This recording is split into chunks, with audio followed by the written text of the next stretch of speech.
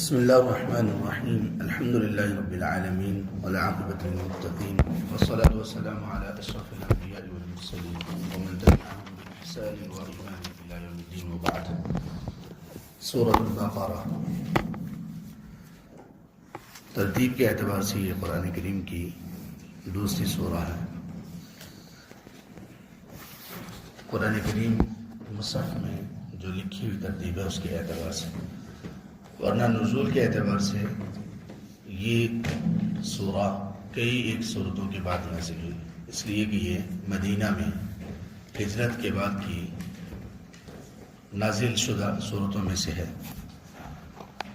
یاد رکھنا چاہیے کہ مکی اور مدنی صورتوں کا معنی اور مفہوم کیا ہوتا ہے. مکی صورتوں سے مراد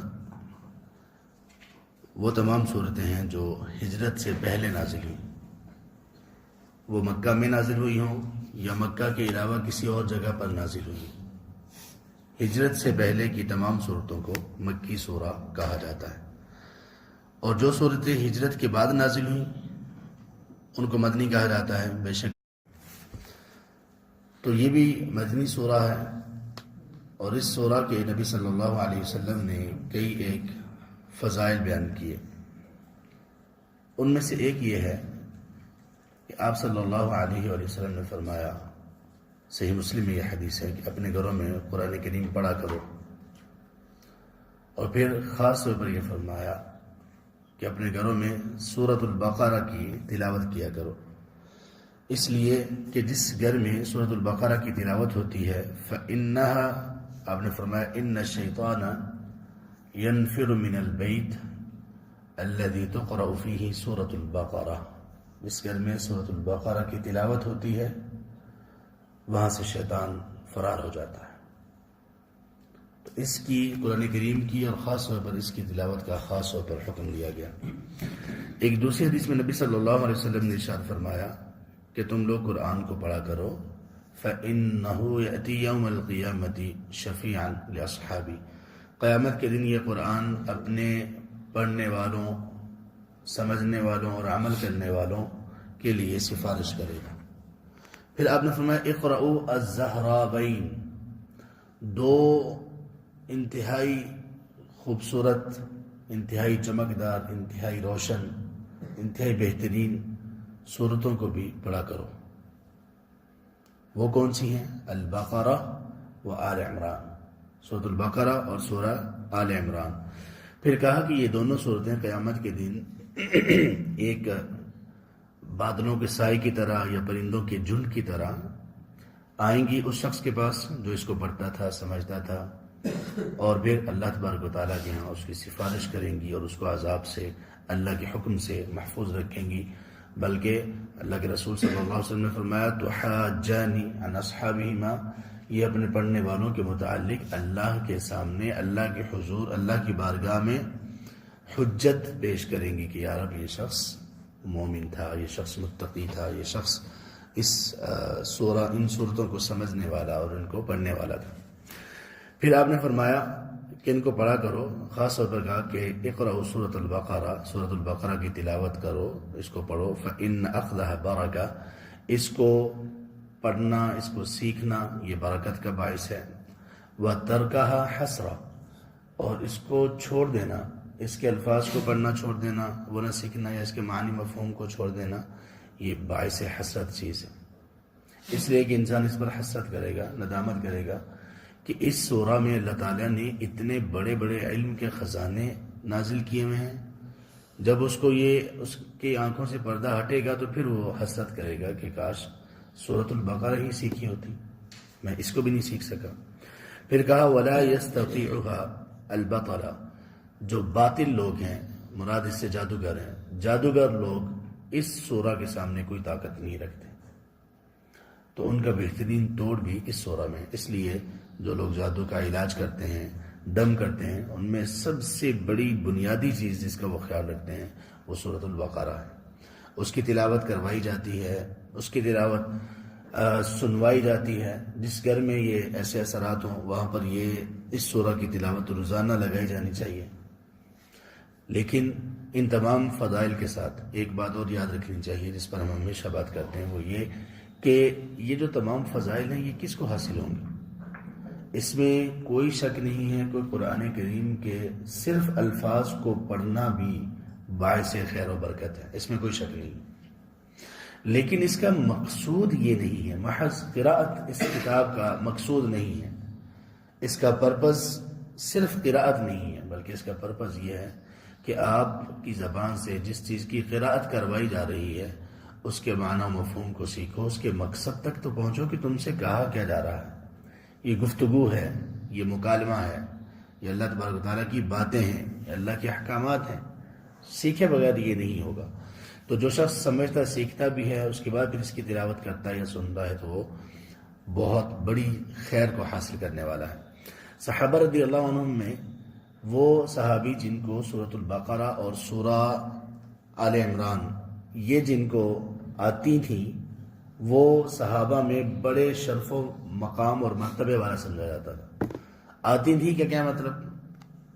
آتی تھی کا مطلب یہ ہے کہ جن کو ان دونوں صورتوں کے احکامات حفظ تھے، احکامات آتے تھے، ورنہ حافظ تو سارے تھے، تقریباً تمام کو حفظ تھی، بلکہ قرآن کریم کے حافظ بڑی کثیر تعداد میں موجود تھے صحابہ رضی اللہ عنہم میں، لیکن جو ان کے احکام و مسائل کو بھی سیکھنے والا تھا تو صحابہ میں وہ فائق ہو جاتا تھا۔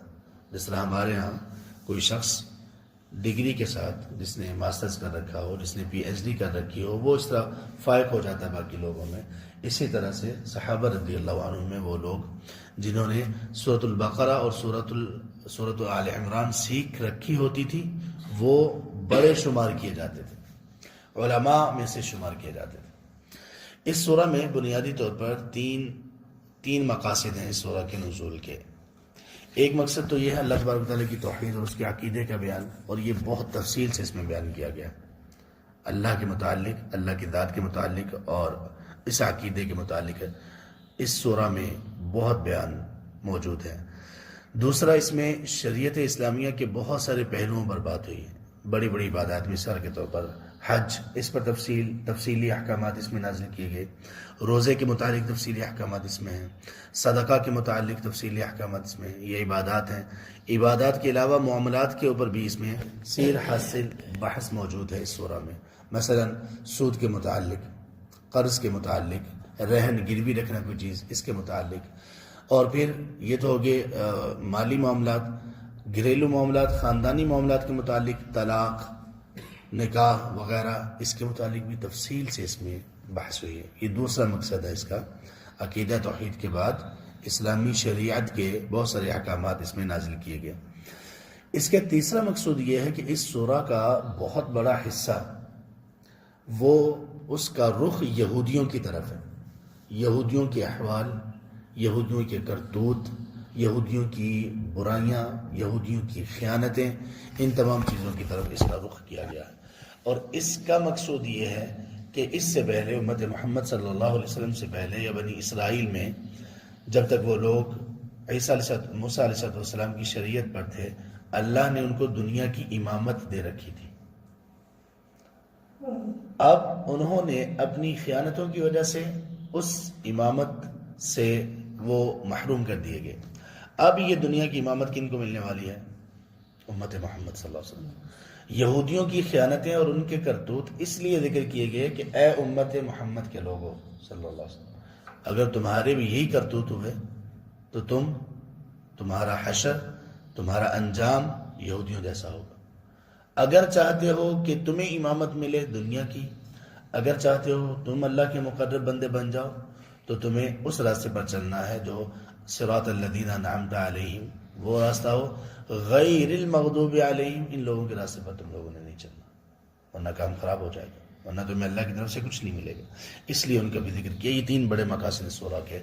پھر اس کے علاوہ اس میں جو مضامین بیان ہوئے ہیں، اس کی ابتدا ہوئی انسانی تین گروہوں کے ذکر سے، اس کے بعد اللہ کی توحید ہے، تخلیق آدم علیہ السلام ہے، ابراہیم علیہ السلام کے بہت سے احکام و کے متعلق بہت ساری باتیں اس میں موجود ہیں، اور اسی طرح سے اس میں اللہ تبارک و تعالیٰ کی طرف سے مردوں کو زندہ کرنے کے متعلق 5 واقعات اس سورہ میں اللہ تعالیٰ نے بیان کیے۔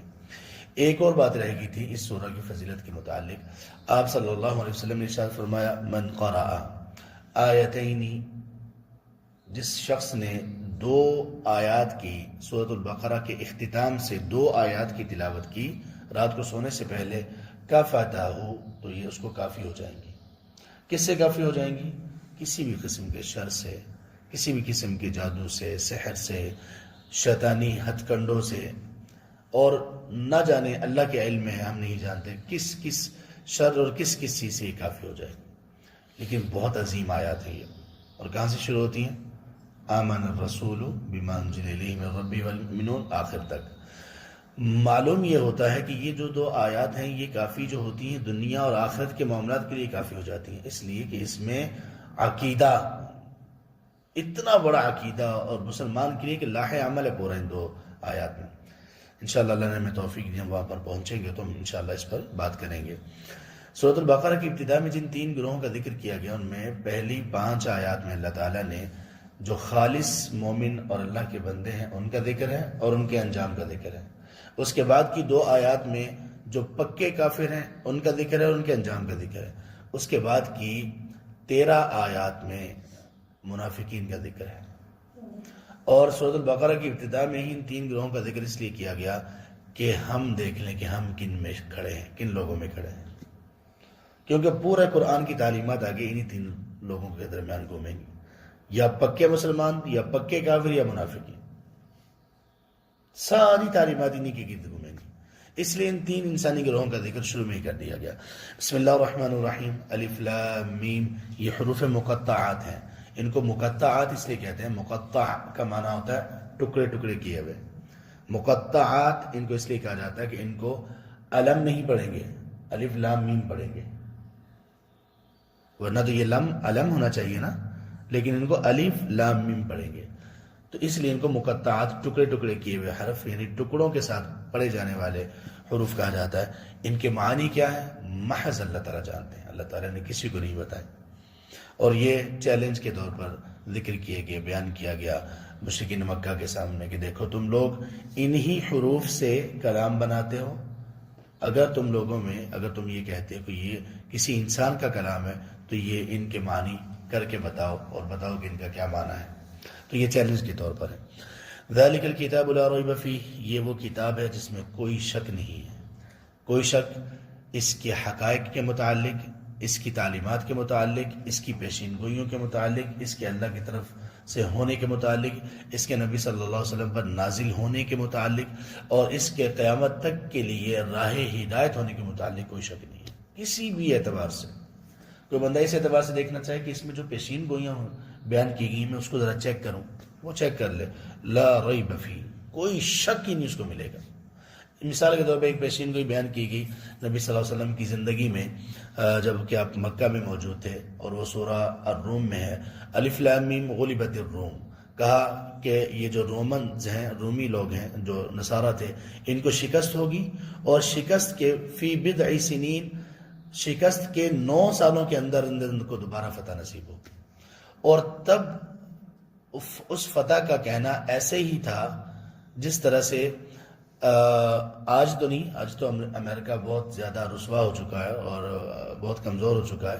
جب یہ واقعی اپنے عروج اور پیک پر تھا تو تب کسی چھوٹے سے ملک کے بارے میں، آپ یوں کہہ لیجئے کہ بنگلہ دیش کے بارے میں یہ کہا جاتا کہ بنگلہ دیش اب سے 7-8 سال میں امریکہ کو شکست دے دے گا اور سپر پاور بن جائے گا، یہ اس طرح کی بات تھی۔ اور سب لوگوں نے مذاق اڑایا کہ یہ کیسی باتیں، یہ قرآن ہے، یہ اللہ کی طرف سے نازل ہوا، یہ تو ہو ہی نہیں سکتا، کیونکہ بڑے کمزور تھے رومنز۔ لیکن وہ واقعی بالکل 9 سال کی مدت میں انہوں نے بہت بڑی فتح حاصل کی۔ تو لا ریب فیہ، اس میں کسی قسم کا کوئی شک نہیں ہے۔ اب یہ کتاب ہے کیا؟ کیا یہ کتاب قراءت ہے؟ کیا یہ کتاب تبرک ہے؟ کیا کتاب، اس کا مقصد کیا ہے؟ مقصد یہ ہے ہدن للمتقین، یہ کتاب ہدایت ہے، لیکن کن کے لیے ہدایت ہے؟ للمتقین، متقین کے لیے۔ اچھا، اسی سورہ میں آگے آیت 183 میں اللہ تعالیٰ نے، آیت 183 یا 85 میں اللہ تعالیٰ نے یہ کہا ہدن للناس، کہ یہ لوگوں کے لیے ہدایت ہے۔ یہاں اللہ تعالیٰ کہہ رہے ہیں یہ متقین کے لیے ہدایت ہے۔ تھوڑا سا کانفلکٹ یا تھوڑا سا ظاہری یہ لگ رہا ہے کہ دونوں آپس میں ٹکرا رہی ہیں، بتائیے ایسا ہی ہے؟ وہاں کہا جا رہا ہے لوگوں کے لیے ہے، یہاں کہا جا رہا ہے متقین کے لیے ہے۔ سارے متقین تو نہیں ہو سکتے نا، لوگوں میں تو مسلمان کافر سب لوگ موجود ہیں۔ تو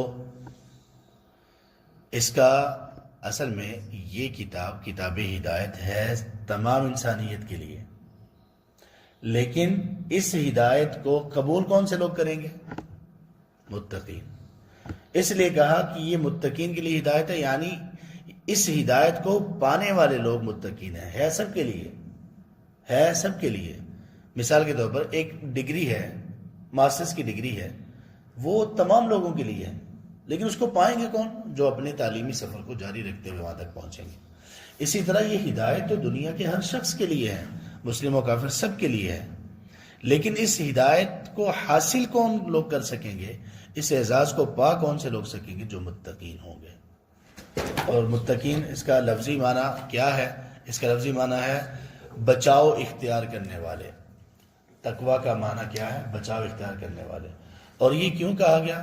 متقین کو تقوی کے ساتھ منسوب اس لیے کیا گیا، تقوی آپ یوں کہہ لیجئے کہ جب ہم اپنے گھروں کو محفوظ رکھنے کے لیے، اپنی مال جائیداد کو محفوظ رکھنے کے لیے جو حفاظتی تدابیر استعمال کرتے ہیں نا، ان کو عربی زبان میں وقایہ کہتے ہیں۔